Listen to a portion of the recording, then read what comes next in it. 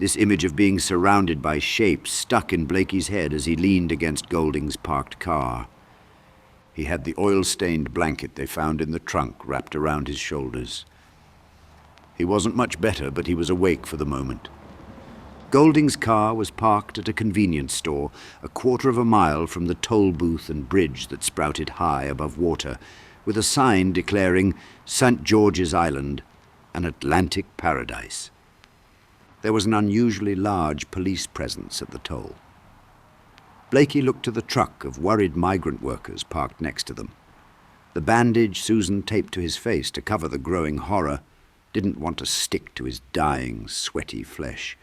He couldn't feel the flapping. The wound had gone numb. It dangled in the wind along with his mentality. Susan was standing near the road with the phone. She returned to Blakey and his ghostly appearance. "They're gone. I can't get anything. No signal. Nothing," Susan complained, breaking Blakey's gaze with a pointed finger toward the bridge. "They're either on that island or... She was frazzled and couldn't finish her thought. Arthur looked at the mostly dark island with its Christmas light-like frosting of illumination. Susan repeated to herself without a reply. "What do we do? What do we do?" Blakey looked in the opposite direction, back towards the way they had come. A steady stream of cars milled the long, curving highway, flanked by franchises in strip malls. The bridge seemed like the beginning of the end, and the edge of the world. Blakey closed his weary eyes. His head was still swimming with that familiar, unforgiving sickness. If he had a copy of the book, he might be able to diminish the infection. But they had come ill-prepared for the confrontation they were so rabidly chasing. His right eye was now dimming, blinded by the infection. The sclera was no longer white, the pupil indiscernible, looking as if the entire organ was sucked out of his head and replaced with a black jumbo olive. That was when a voice, silvery and lilting, cut above the steady din of the bay traffic. "Run, Arthur, run," the voice suggested with soft, insincere concern. A 6.5-foot griffin was revealed sitting in the truck bed. Next to it sat a smaller mock turtle. Both wore work boots and orange construction vests like the workers. The griffin, with a thin eagle head and molting wings, stared at Blakey with piercing predator eyes that glowed hollow in the moonlight. Despite looking far past its prime, it was still stately and proud. Its profound, feathered brow gave him a permanent, knowing expression. Its counterpart, the mock turtle, was on the other hand simply grotesque. The calf head, with its dripping, snotty nose, was an obscenity of colorless flesh. The eyes looked like boiled eggs, milky white, clotted and incapable of sight. Its neck shifted the head back and forth constantly, swaying around like a windsock. The two ghosts were a frightening pair and unnoticed by everyone but Blakey. They traded swigs on a greasy-bagged bottle of liquor. The griffin rolled out his perverted sagacity.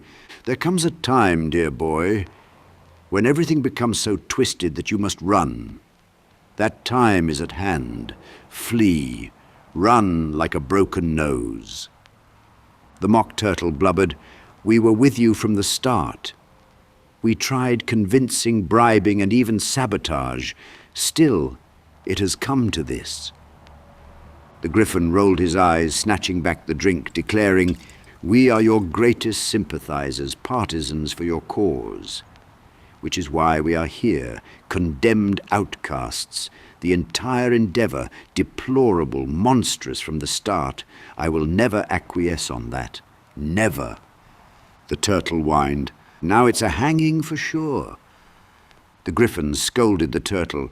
"They don't hang anymore, you fool. There remains a pretense of civility. But I don't see why it must come to that. Arthur, there's no shame in fleeing. There is a fine line of historical fleers. Cowards live to tell the tales, Arthur. Bravery might be remembered, but sometimes survival is success." Would he throw himself at their mercy? The turtle managed between sniffles. The Griffin snapped back. "Has this air poisoned your mushy brain? I said run. We do still have pride. Come with us, boy. We know a new place, a different world, one where you'd be called hero. Here, they've got leagues, organizations, and bureaus to hunt you. But in the new with us, you would truly cease to exist. Let us go and hide. Let us be reborn as victors." The Griffin beckoned with its long talons. Blakey stared with indifference, letting them ramble. This time it sank deeper than with the others. He was so numb, so tired, their temptations were able to grab hold of Blakey.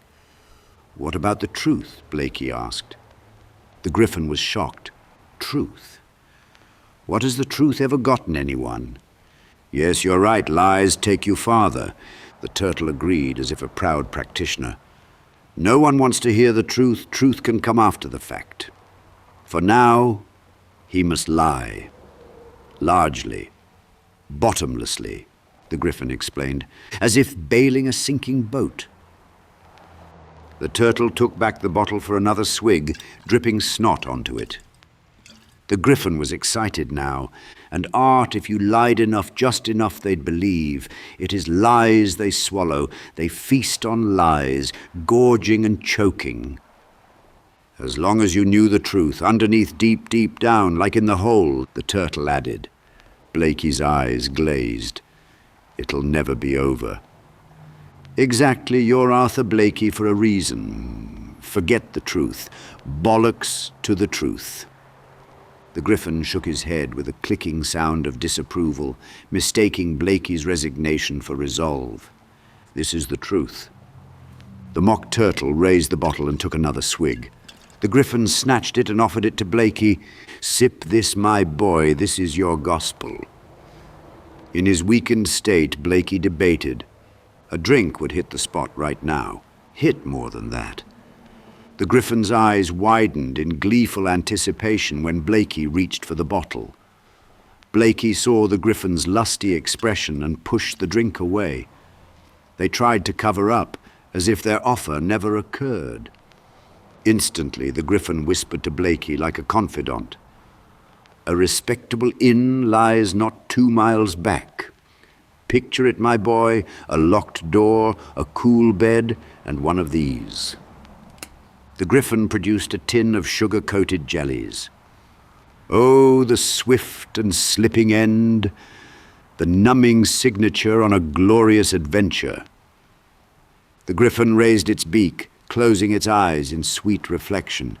"Sleep, yes. It has been so long since you've had a real rest, Arthur.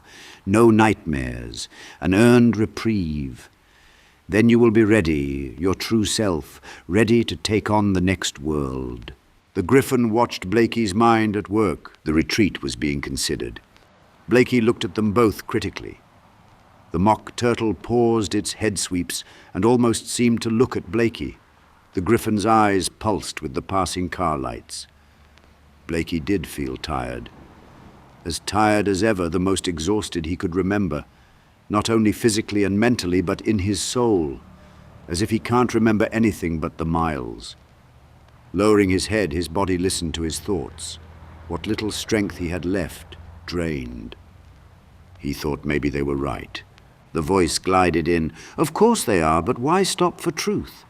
He thought, "You are awfully unbiased for a voice of reason."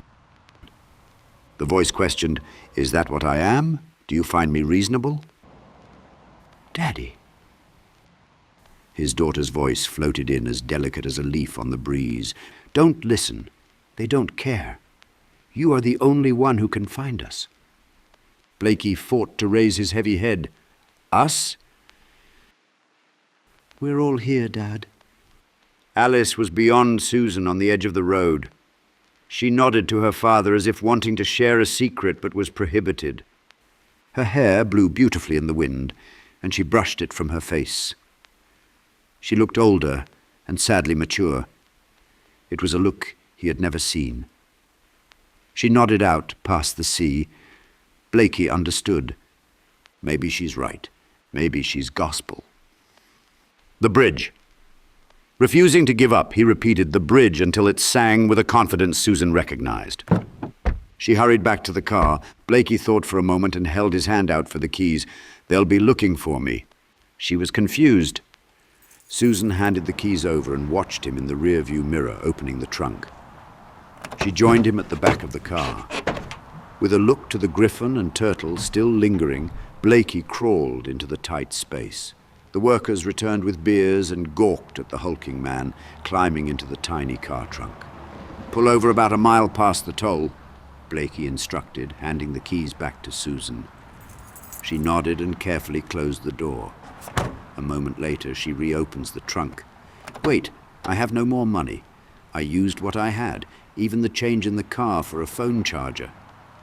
Blakey thought and strained his hands into his pockets. "My credit card will tip them off, but we might have to use it."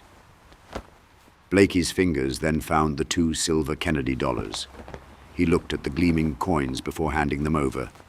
"See if these'll pass." The griffon and mock turtle knew the decision was final, so they stood at attention, took a poison jelly each, and washed it down with the remaining booze. They then saluted Blakey as Susan closed the trunk on him. She hopped in the driver's seat and pulled away.